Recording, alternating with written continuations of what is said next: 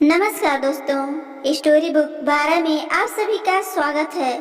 सुनते हैं सांवली बहू की एक दिल छू लेने वाली कहानी। अरे सीमा, एक तो तुम सांवली हो, ऊपर से यह काले रंग की साड़ी वो अच्छी दिखेगी क्या तुम्हारे ऊपर? पहले ही तुम्हारे रंग को देखकर लोग ताना मारते हैं। समीर ने सीमा को बोला। देखो ना समीर, मैं बोलती तो कहती सास बोलती रहती है हमेशा। ऐसा लगता है जैसे कवि को काला टीका लगाया गया है। सीमा पति और सास का बोलना सुनकर जरा उदास हो गई। वो काली नहीं बल्कि कृष्ण वर्णीय थी और नाक नक्शे में भी अच्छी थी। पर पति और सास कलर को लेकर सीमा को हमेशा ताना मारते थे। लोगों का क्या, वो तो नाम रखने में पीएचडी होते ही हैं। लोग उन दोनों को ब्लैक और वाइट जोड़ी बोलते थे। समीर का मन वैसे साफ था। सीमा के कलर को लेकर कोई कुछ बोलता तो उसे जरा भी अच्छा नहीं लगता था, इसलिए वह भी थोड़ा बहुत बोल देता था ताकि वह जिद ना करे। लेकिन जब वह बोलता था तो उसे इस बात का पछतावा भी होता था। आज भी वैसे ही कुछ हुआ। घर में उत्सव के माहौल में सुबह जब सास ने सीमा से बात की तो वह थोड़ी घबराई हुई थी। उसका चेहरा भी शांत था।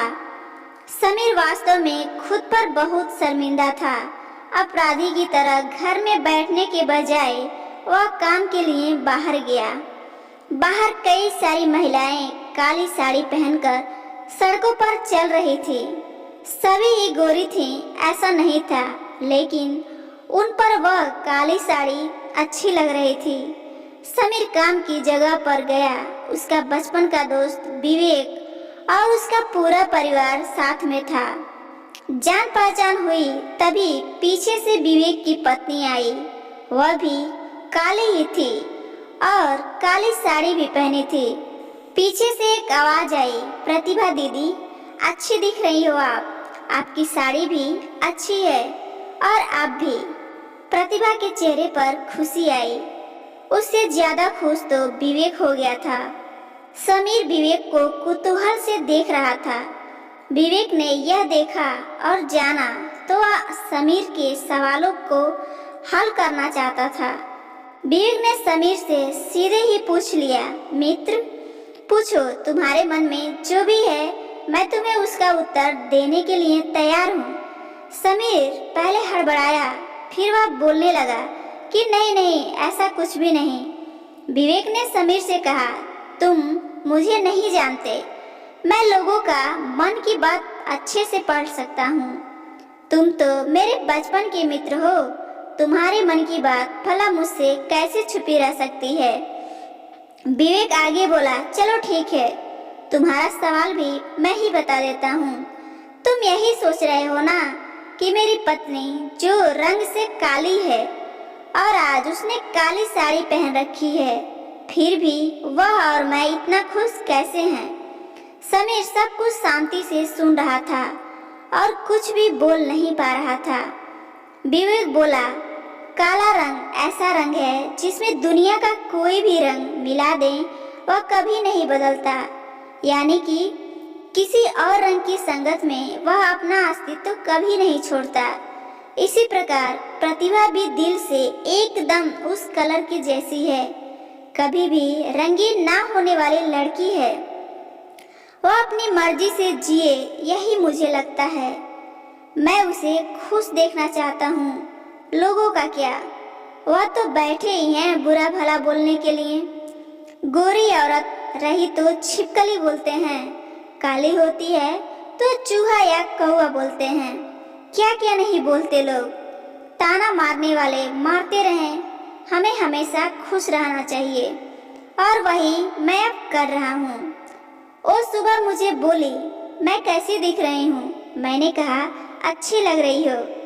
मेरे ऐसा बोलने पर उसके चेहरे पर वह कोलगेट स्माइल देखकर मुझे सकारात्मक ऊर्जा मिली। जब हम लोग बाहर निकले तो सभी बोलने लगे कि अच्छी लग रही हो भाभी। हम दोनों ने अच्छे मन से यह बात सोची। कोई ना कोई ताना मारने के लिए बोला ही होगा ना। उस वजह से हम जीने की दिशा क्यों बदलें? समीर को उसके घर का सुबह का माहौल याद आया। वह खुद पर ही चिढ़ गया। उसे लगा कि वो सचमुच में गलत था। मैं ही सीमा को बहुत दुख देता हूँ, उस वजह से ही और सब भी उसे बोलते रहते हैं। अब मुझे ही अपनी भूल सुधार कर उससे माफ़ी मांगनी होगी। उसने हंसते हुए अपने दोस्त विवेक को अलविदा कहा और अपना काम निपटाकर वह एक साड़ी की दुकान पर गया तथा सीमा के लिए उसने काले रंग की साड़ी खरीदी और घर गया। घर पर सीमा शांत बैठी थी। उसने सीमा को अपने पास बुलाया और साड़ी उसके हाथों में दे दी। सीमा को जरा अलग ही लगा। उसने प्रश्नवाचक नजरों से समीर की ओर देखा और उसने बॉक्स खोला तो उसमें काले रंग की साड़ी थी। समीर ने कहा, मैं लाया हूँ तुम्हारे लिए। यह साड़ी आज पहन के दिखाओ कि तुम कैसी दिखती हो। अच्छी नहीं लगी तो बदल देंगे साड़ी को, लेकिन देखने तो दो कैसी दिखती हो तुम इस रंग में। सीमा को जरा अच्छा लगा। चलो तैयार हो जाओ, जल्दी हम जरा बाहर जाकर आते हैं। एक क्लाइंट के पास जाना है, उन्होंने बुलाया है जोड़ी में। समीर का बोलना सुनकर सीमा तैयार होने गई। काली साड़ी, उस पर हल्का सा मेकअप और लंबे बालों की चोटी। समीर तो क्या, समीर की माँ भी सीमा को देखते ही रह गई। समीर बोला, सॉरी सीमा, लोगों की बातों में आकर मैं तुम्हें हमेशा बोलता रहा और खरा सौंदर्य किसमें है यह मैं भूल गया था। मनुष्य के दो ही रंग हैं, यह जानकर भी। अरे कोई जीना छोड़ दे क्या? अपनी खुद की पसंद छोड़ दे क्या? तुम्हें तो काली साड़ी पहनना बहुत अच्छा लगता था ना, पर मैं हमेशा तुम्हें टोकता रहा। अब मुझे समझ में आया, किसी भी रंग में रंगते वक्त जब मन साफ हो तब खूबसूरती निखरती है। तुम जैसे चाहती हो वैसे ही जियो। मैं कभी भी तुम्हें नहीं बोलूँगा। और हाँ, सचमुच बहुत सुंदर दिखती हो तुम। तुम्हारे रंग पर अच्छा खिलता है या काला रंग? सीमा के चेहरे की लाली और भी ज्यादा बढ़ गई। यह बात सुनकर शर्माकर वह समीर को बोली, क्या आप भी? समीर ने सीमा का मुस्कुराता हुआ चेहरा देखा और उसके बदले हुए विचारों से समीर खुश हुआ। मन ही मन में समीर ने विवेक को धन्यवाद किया, क्योंकि यह परिवर्तन विवेक के शब्दों द्वारा हुआ था। दोस्तों, खूबसूरत दिखने के लिए खूबसूरत दिखना जरूरी नहीं है, बल्कि खूबसूरत सोच भी होना जरूरी है। इंसान का अगर मन सुंदर है तो इससे कोई फर्क नहीं पड़ता कि वह किस रंग का है। तो ये कहानी आपको कैसी लगी जरूर बताइएगा, और इसी तरह और भी वीडियो देखने के लिए चैनल को सब्सक्राइब कर लीजिए और लाइक का बटन जरूर दबाइएगा। धन्यवाद।